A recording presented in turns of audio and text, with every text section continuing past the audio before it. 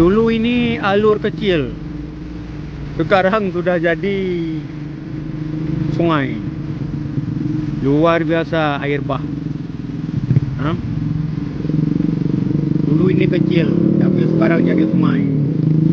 Sungai besar. Oleh karena itu kita harus berpikir, jangan tebang hutan sembarangan. Nah, ya.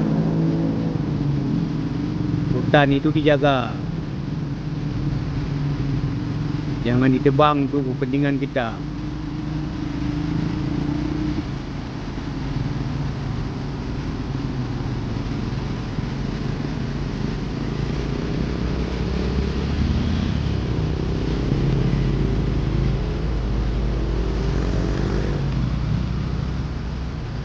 Hujan.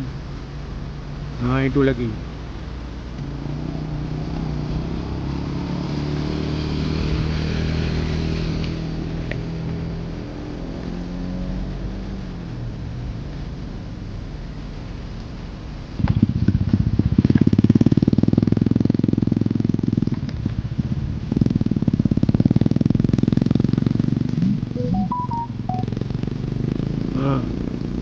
Itu dulu tidak nampak sungai kecil ini, alur kecil, tapi sekarang sudah gundul lautan ini. Bukan hutan, kebun masyarakat.